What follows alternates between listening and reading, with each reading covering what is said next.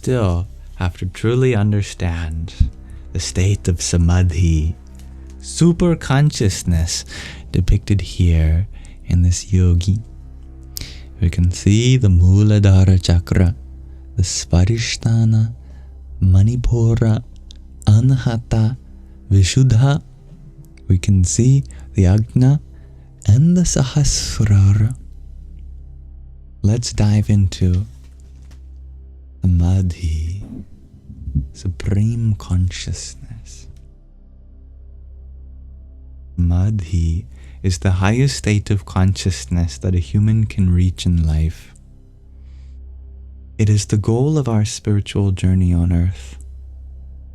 Samadhi is the blissful return to our divine origin, when the 1,000-petaled lotus of the Sahasrara chakra opens and the Jivatma, the individual self, dissolves within it.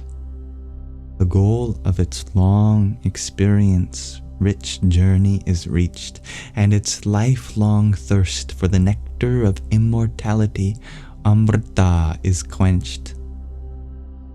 Amara Tattva, or Adi Tattva, is the element of the Sahasrara chakra that transforms our consciousness immediately into Satchit Ananda, the eternally true existence and eternally blissful consciousness when we come into contact with it. How can one describe the consciousness of Samadhi? There is no longer any individuality. Consciousness and self-awareness continue to exist, but not in the previous duality of that is mine and that is yours. The person lives on, but from now on the inner self remains with the Supreme Self. This means the end of all problems and pain, the end of suffering, of rebirth and death. The liberated one lives on the earth in eternal happiness and joy. And when the body is renounced, the divine consciousness, or rather the consciousness, dissolves completely in the divine self.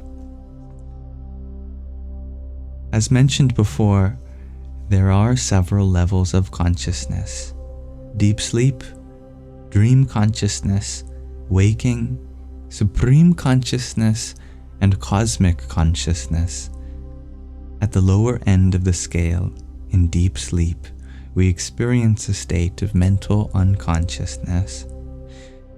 The mind is free from restlessness and worries, and we enjoy a deep, unspoilt rest and relaxation. But when we awaken, everything is as before. The thoughts and worries return. Our situation and ourselves have not changed in the least. On the second last rung of the ladder of consciousness, we enter into the highest level of consciousness, Samadhi. One moment. As you process that, I just have to pause my alarm on my phone. There.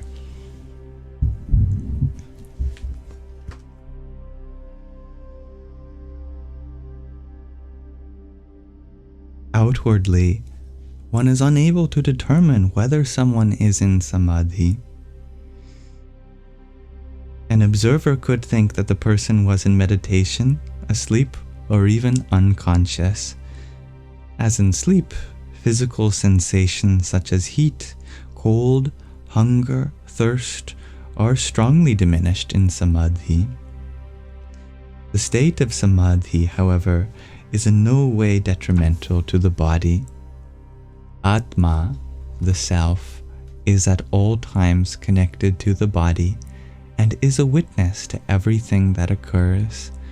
Therefore, at any time one can return to quote-unquote normal consciousness, just as one is instantly awakened from a dream if touched or spoken to.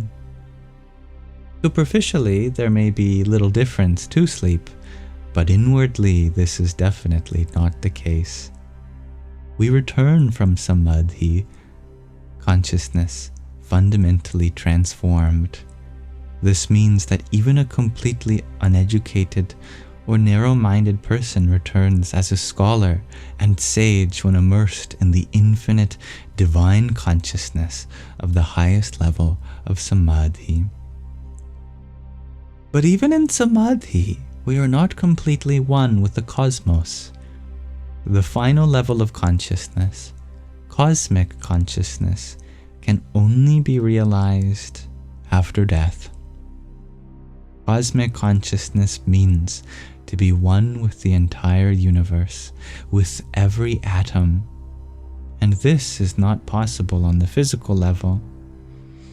As soon as the supreme consciousness begins to expand towards cosmic consciousness, the earthly existence draws to a close. The body is taken off like an old article of clothing, whether through illness or peacefully passing away.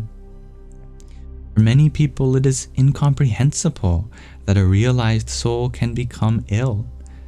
One reason is that the body is no longer capable of withstanding the enormous inner power that has been awakened within.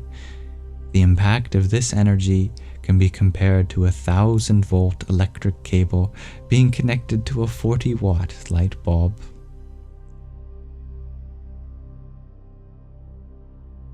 And with that, we'll pause our reading of the hidden power in humans there for now, and we'll continue learning about Samadhi next time. Namaste.